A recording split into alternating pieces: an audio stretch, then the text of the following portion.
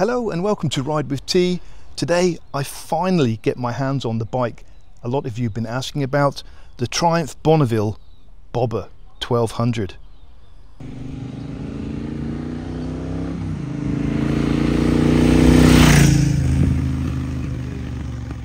The Triumph Bonneville Bobber. Today we're going to delve deep, give it a ride test, first ride impressions, and find out if it's worth the hype and whether it's worth the price tag.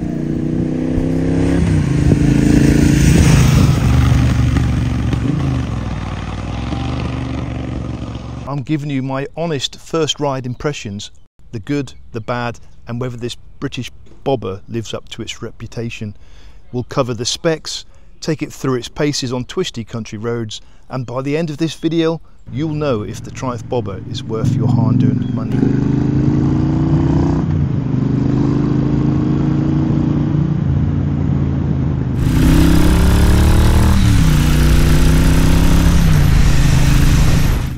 So here we are, the Triumph Bonneville 1200cc first ride impressions. The tank feels very narrow between my legs. I think it's a smaller litre capacity, and I can actually squeeze the tank with my legs, which is a different feeling and quite nice actually, quite reassuring.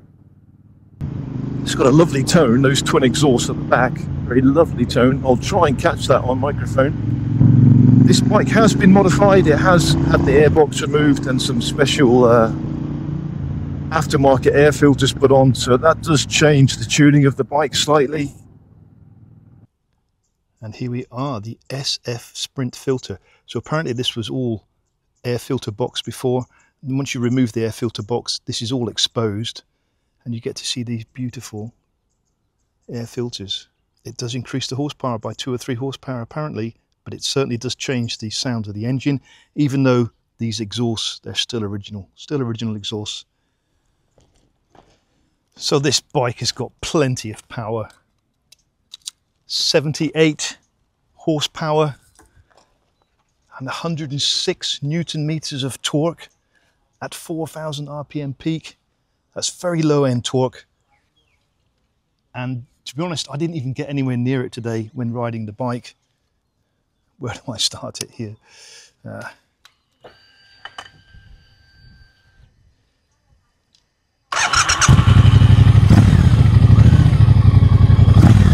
Such a lovely tone to that exhaust. It's really nice. Really nice. The engine is a 1200cc liquid-cooled 8-valve single overhead cam parallel twin, set at a 270-degree crank angle, delivering that distinctive throaty pulse. It runs at a 10:1 compression ratio and breathes through a brushed steel twin-skin exhaust system with bold/cut silencers that look as good as they sound. Power is delivered through a slick 6-speed gearbox. British engineering at its finest.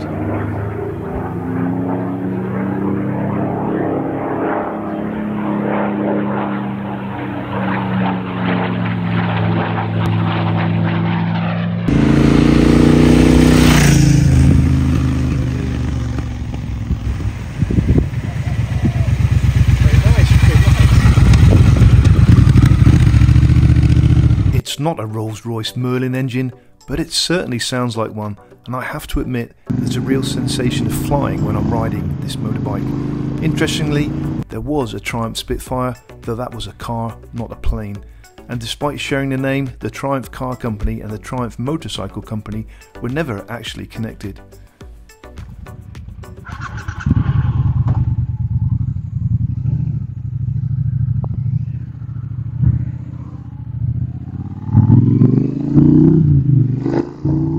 Oh, it's got some pull. Double the horsepower, double the torque of my Meteor, I think. I'm going to check the specs in a minute. Oh, yeah. Very torquey, very torquey. Twin discs on the front. Very good braking. Both wheels are actually 16-inch with classic wide spoke construction. 32 spokes on each wheel. But look at the rear, it's a full inch wider. All right, first major corner at speed. Yeah, very pleasant.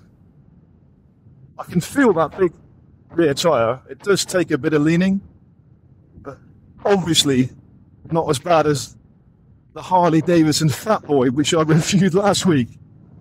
But you can definitely feel you've got to lean and persuade it to go around that corner a little bit more. Now here's something Triumph got absolutely right. Despite those gorgeous wire spoke wheels, the Bobber actually runs on tubeless compatible sealed rims. That means you get all the vintage charm without the old school headache. A simple puncture can be plugged on the roadside, no tube to wrestle with, no wheel removal needed. It's a clever bit of modern engineering hidden inside a retro design, and for a lot of riders that's a total game changer. Now before we address the elephant in the room, if you're enjoying this video, please hit that like button. It really helps me keep creating more content like this. Coming up, I'll be chatting with the bike's owner about his experiences living with the Bobber, and you'll also see his first impressions after taking my Meteor 650 out for a spin. It seems the Super Meteor 650 isn't the only bike in recent memory that suffers from poor stock rear suspension. This Bobber though has been upgraded with a YSS monoshock, and it's a huge improvement in both comfort and control. Triumph also offers a genuine factory suspension kit, but that will set you back around £920, so it's not exactly a budget fix. A more affordable option is the K-Tech Razor Light, made in the UK, coming in at around £400, and it's getting some very solid feedback from owners. So here we are, a bit of road construction. We're going to get some bumps here. I'm going through them on purpose just to see how they are.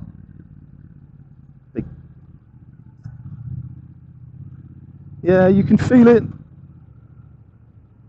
You can feel it. But I think the YSS is definitely helping. Yeah, some major bumps. You can definitely feel. I'll be interested to see how the owner of this bike reacts to those bumps on my Super Meteor, because he's actually riding behind me at the moment on my Super Meteor 650. The wet weight of this bike, 251 kilograms. Seat height, you can vary it slightly between 690 millimeters and 701. You've got an 11 millimeter adjustment there, not much, but look, you know that I'm vertically challenged, right? With a 28-inch inseam, and I can stand up on this bike. I can ride it with a bent knee, and for that reason, flat-foot it very comfortably. And even though the bike is a heavy bike, it doesn't feel like it, especially when riding. So handles very well, rides very nicely. You can get your knees tucked in really nice and close to this tank. I can feel these ruts in the road. Oh yeah, I can feel them. That's very dangerous ruts. That's how you get your speed wobbles. Didn't like them. Who was it? Doodle on a motorbike. Doodle on a motorbike, poor girl. That was shocking.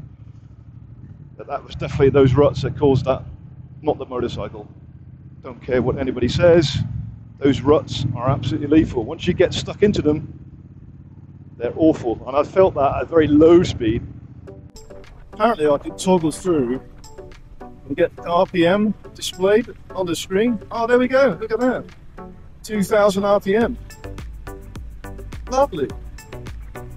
There is also switchable traction control, ABS, 2 riding modes, road and rain, even cruise control, as well as LED lighting. I am pleasantly surprised by this bike. It genuinely puts a smile on your face when you ride it. It's planted and stable through the corners. The weight distribution is spot on for a Bobber. For its weight, it's very nimble. And cruise control on a Bobber, brilliant.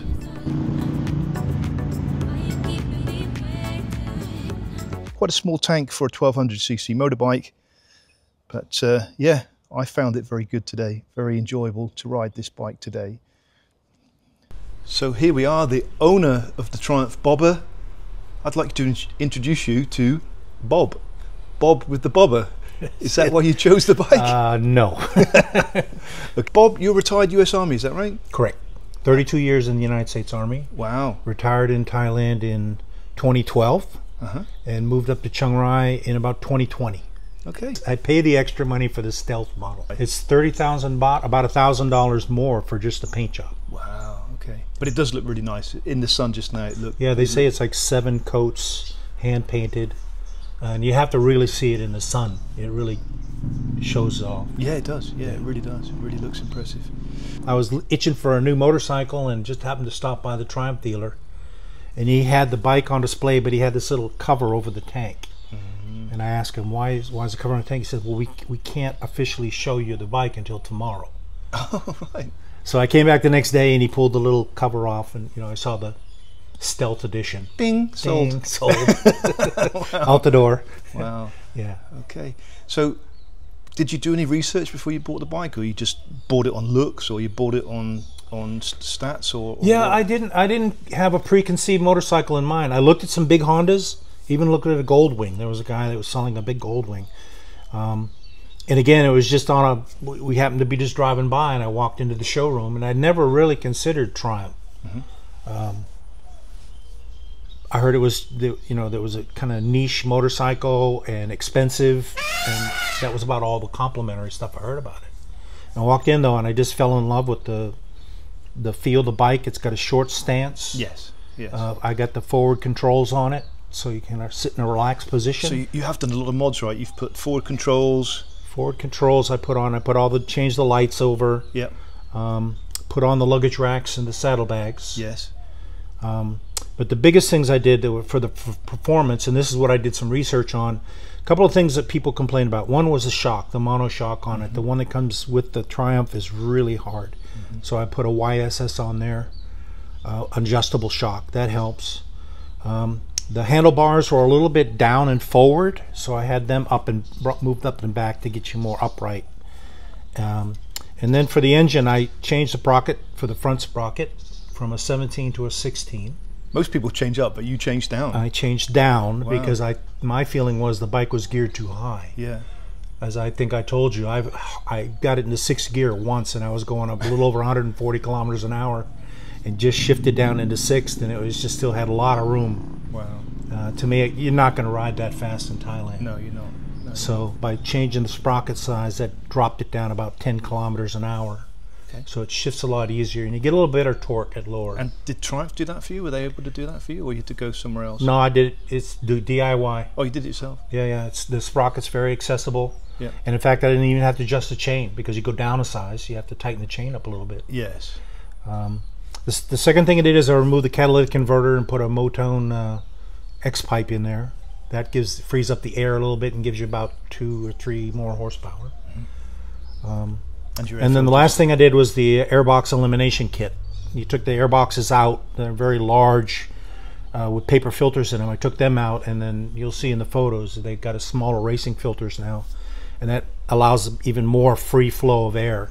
Yep. And I think the bike sounds better.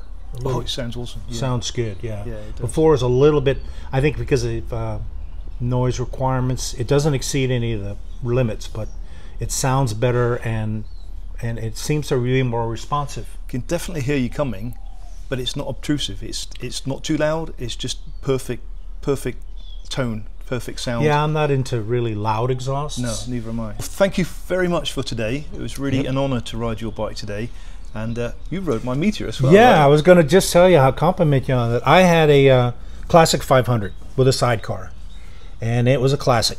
It was a bit of a clunker, and with that sidecar strapped onto it, it was like driving a lawn tractor at 80 kilometers an hour. But your motorcycle, and I didn't notice it until later, but the belt makes a big difference. Yes. Yeah. You don't hear the chain. After a while, you get so used to a motorcycle chain, you discard it. But I could hear the engine, I could hear the tires, I could hear the exhaust. So it sounded good. Your bike did. The acceleration is smart and responsive. It's very nimble, because I guess the tire sizes and the way the fork is set. Yeah. You've got the seat. The pegs are slightly forward. So I'm impressed. I mean, as a Royal Enfield owner, and that was a 2020 classic, the improvements they've made just in a few years. Night and day. Yeah. So Bob's back in front on his own motorcycle now. I do think Triumph Bobber It's the Goldilocks bike. Not too sweet, not too sour, not too cold, not too hot, just right, in the middle for torque, power, handling. I think it's safe to say Bob absolutely loves and pampers his Triumph Bobber. I have to admit, I find it a beautiful bike myself, and the power sits right in that sweet spot for my needs. It's got a lovely sound, a nice low seat height, and a really manageable weight for a 1200cc. The only other elephant in the room is the price. Starting at around £14,000 in the UK, it's a serious purchase. But if you want to stand out from the crowd and be heard, it's worth every penny.